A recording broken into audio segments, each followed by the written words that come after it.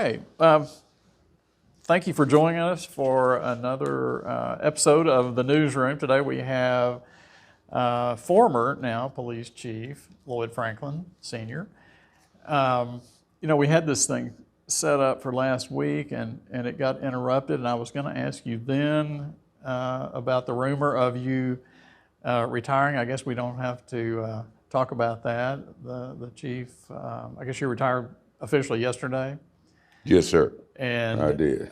We have a new police chief. So, thank you for joining us. I wanted to start off with kind of a big picture question. With the new police chief out there, and I want to, can a police chief solve crime in a city? And by solve, I don't mean like figure out who did what, but Pine Bluff has a perception of having a lot of crime. Can a police chief turn that around, or what impact can a police chief have on something like that? Police chiefs have a lot of impact on that by knowing policing. If you look at the situation when Mayor Washington brought me in, I brought in, I'm going to use the term model, where you have to get the officers to buy in what you're trying to lead them to do. And the solvability rate is so much better than what it was.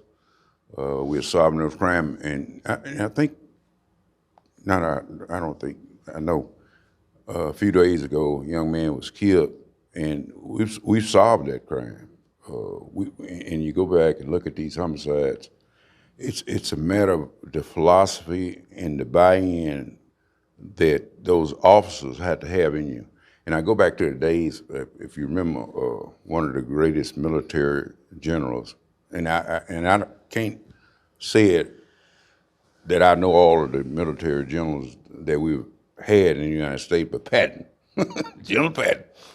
I watched that movie, and when I watched it more than one time because he had a way of making the soldiers want to follow him. See, it's not just, you had a right to make a command, give a direct order, but if they want to do it without you doing that, that's the key right there. And if you look at the solvability rate, look at the morale in the 1 year that I've been here, it's better. It's way better than it had been in quite a while. So that's the key there.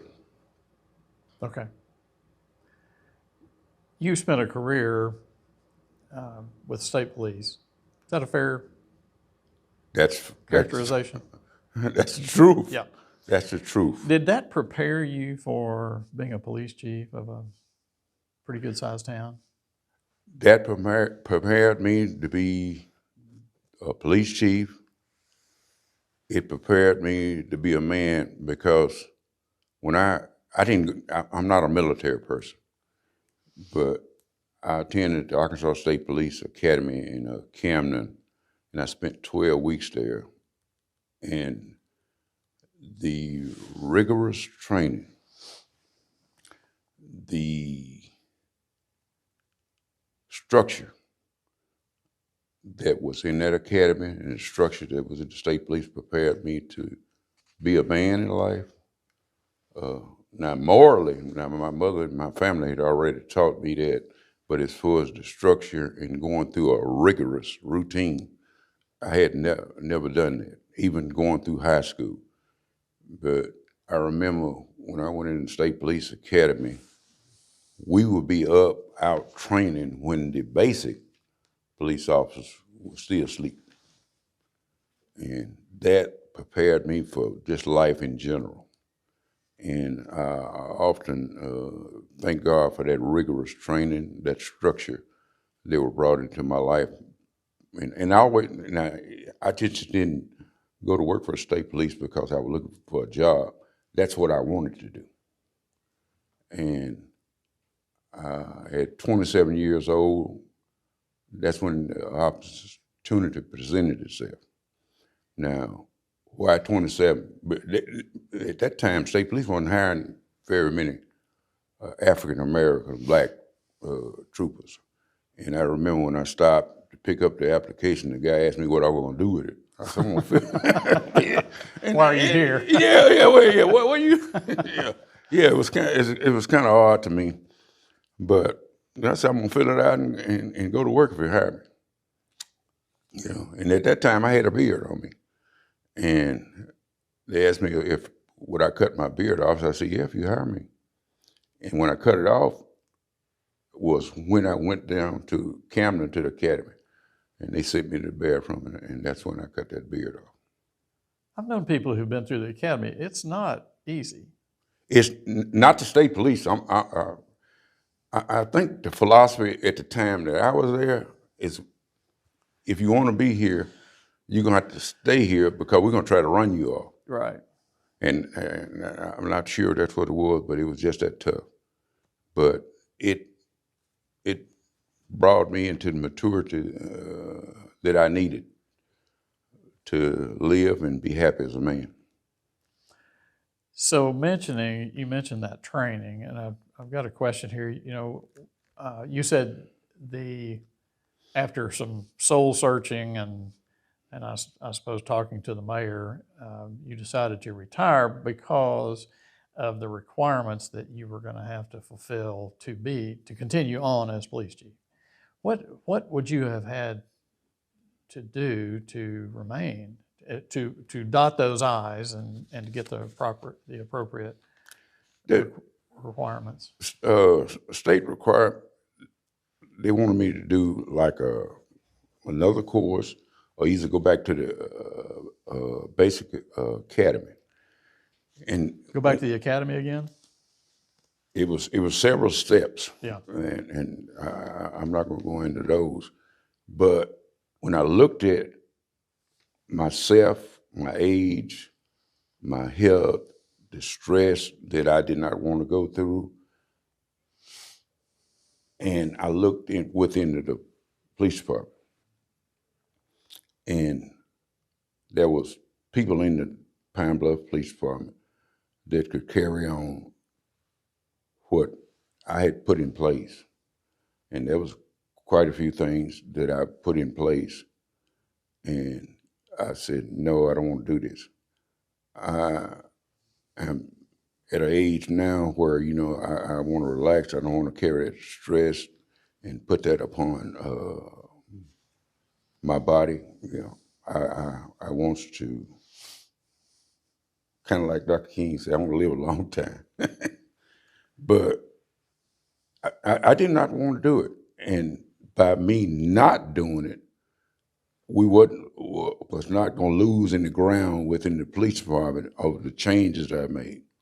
Now, if you go in there, and a lot of people don't talk to the police officers, the Pine Bluff Police Department is a much better position than it was when I came in there. And if you talk to those officers, you find that the morale is better, the solvability record is better, the pay is better, but the pay have to get a lot better to get more officers within this police department. And a lot of people don't understand that the Pine Bluff as a whole, preachers, city council persons, the media, is going to have to make an investment within that police department for this town to get where we need to be. Now, Pine Bluff is going to blow up and it's going to grow, but the police department is the key. People have to feel safe within their homes. Now, and here I am, the police chief, all right, or was the police chief. I worry about my children. I worry about my grandkids. I worry about my wife when they leave home because they are not involved in anything that's going to get them in trouble. but they could be driving down Olive Street and two or three the people that's doing wrong in this town can just start shooting each other. Well, Right. these bullets flying, you Yeah. know, even you, Byron, or Plumas over here, you know, you could be driving down the street and they start to shoot out there, but the bullets don't know. Say, look, you got to go around Byron Tate or Plumas, Carver. You know, that worries me. You know, you mentioned Olive Street. There's a business along there that had to put in bulletproof windows because they said they were caught in the crossfire.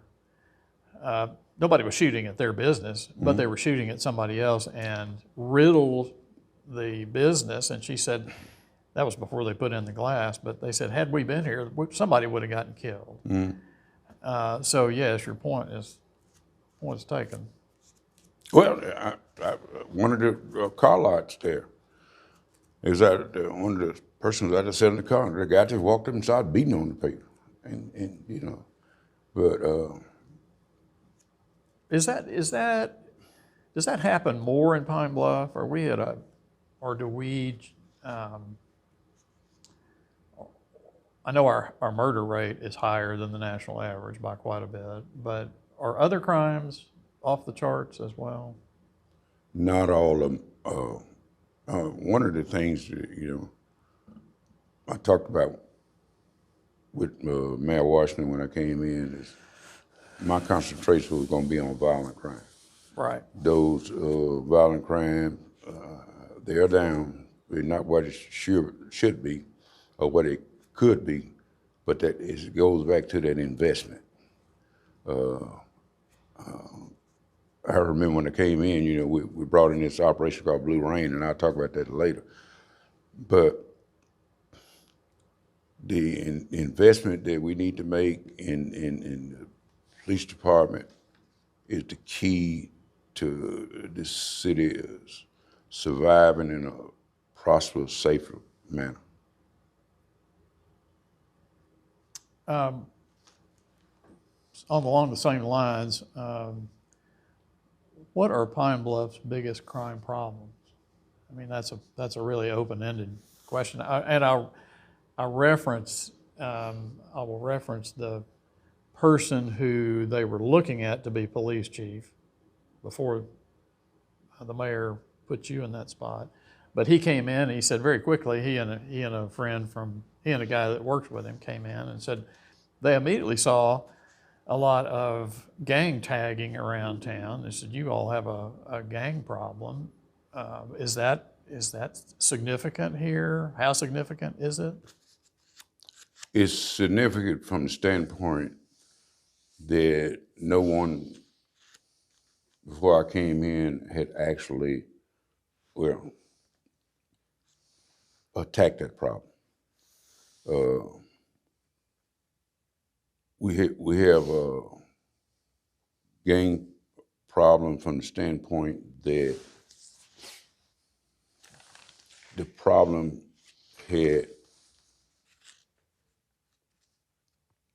had not been attacked from the standpoint, and I reference to, I think it was Jeff Eubanks. When Jeff Eubanks was police chief, Jeff's philosophy, and I know him, I'm not gonna say I know him real well, but you got what to call cops and you got what to call pops. Community-oriented policing and then problem-oriented policing. And I leans more towards the pops part, problem-oriented policing. And when Jeff Eubanks was police chief, they came in and had a problem, and when he left, there was, I think it was 10 homicides. And the next person that came in, it went from 10 to 25. Well, he directly attacked the problem, and that's my philosophy also. So it's the type of and the model of policing that you have to use, because homicides shootings. Those are the two things that I worked on. Number one, you got to solve them. Number two, you got to look at these shootings. So that's where I put our office focus on, and that's why we brought in Blue Rain. Okay, well, go ahead and talk about Blue Rain and the impact you feel like that's had. Well, Blue Rain is, when I came in, it was July 20th, and yesterday was July 20th, which was my anniversary of retirement, is an initiative that myself and a few other persons within the police department supported me on. And I sat down with my grandson, Brian, and I didn't want rain to just be a word. And I said, I want this to mean something. And he said, well, Grandpa? No, I take that back. Papa. He said, the aura is responsibility, the A is analyze, and the I is integrity. And I love that word, integrity. And N is necessary. So that's why we come up with the Blue Rain, and the blue, we all know that's correlated with the police department. And there was some politicians that try to take away from it and call it a saturation. And a saturation in the law enforcement field, or even in Arkansas, is, say, for instance, when you bring in state police, right, FBI, the sheriff's office, and y'all go out and maybe 1-2 days a month, and you go out and you start enforcing different laws. But what Blue Rain was, and Mayor Washington supported it from the beginning, is an operation where we would use overtime, right, to get officers to go out and work on special operations, violent crimes, and specifically in those areas where those violent crimes was occurring. And the main focus that I had in mind is to get our officers to buy into it and not use any outside agencies. So when the improvements came about, that they could say, we did this. See, that's the difference. Now, right. Blue Rain operated from August, I may be wrong on the date, 17th to August 20th of last year until the day I left yesterday. And it was one officer there, Deshaun Bennett, he pretty much was the Blue Rain commander. And we've made a lot of improvements. Now, you also know that we had cars that had been sold and stuff like that there. That's one of my questions. Oh, well, I'm gonna leave that alone. We can roll into that here in a sec. But anyway, they would, and when I said I talked to Mayor Washington, and probably one of the first, and I think it was unanimous votes that came about from the city council when they approved that overtime. Overtime, yeah. Yeah, That was a nice shot. A Yeah. couple $100,000, I think. wasn't Yeah, it it was. Quite a bit It of money. was. But by doing that, we was able to allow the officers to work 4 hours either before or 4 hours after the shift. I didn't want them working too much.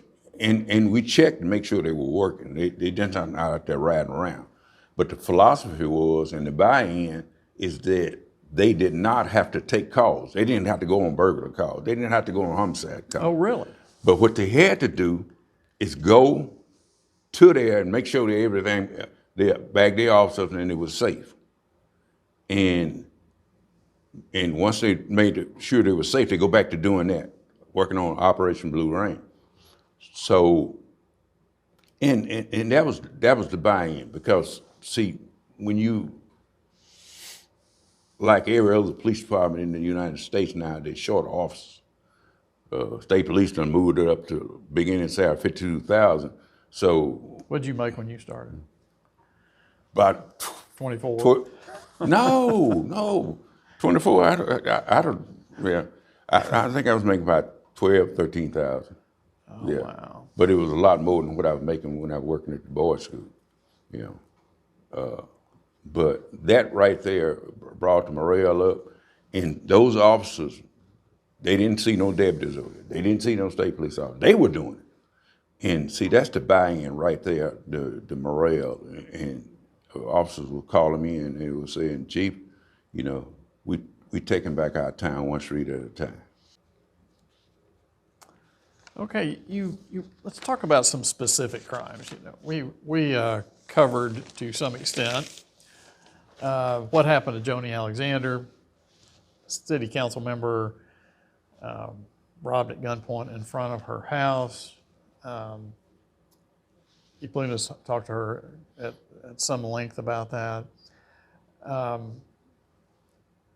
That is that in a hot spot area, and what is there anything? Well, one of the things you mentioned when this came up was that this happens a lot in town, or it has happened quite a bit in town. So we have armed robberies with gunshots, that type of thing. What can be done about that? Is there anything that can be done? And I don't know if it's just that area, but I've heard a lot of gunshots in that area over time. Anyway, you know that story well. I do, and my position on that is what happened to all the woman Alexander happened to a lot of other people, and I take it from the standpoint as a former police chief that it happened to a lot of other people, and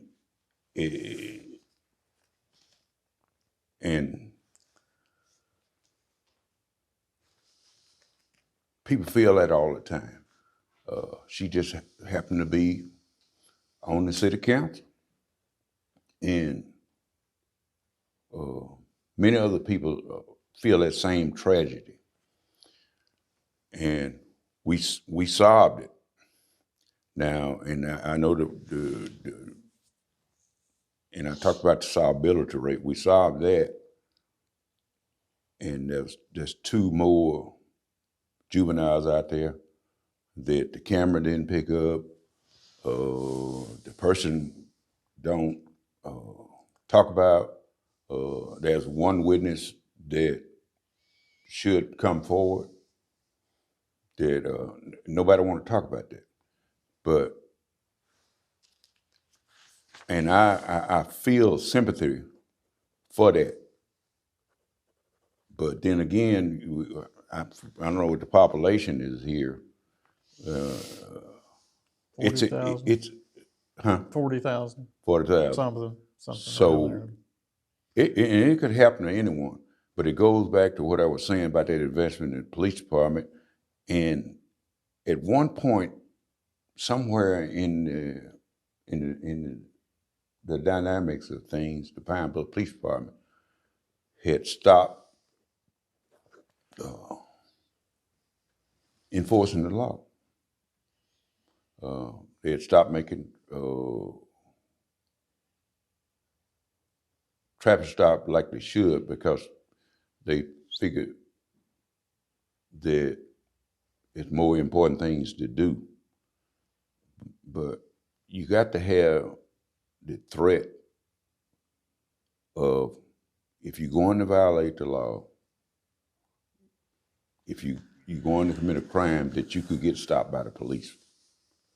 So that thought needs to be put into people's mind. But we got some people in here, and I always use the number 19. And I'm not going to put any names out, but there's about 19 people that if I could load them up and take them and dump them in the ocean, we'd be a much safer city. 19 officers? No, No. citizens. Okay. No. Well, I mean, I'm glad you asked that.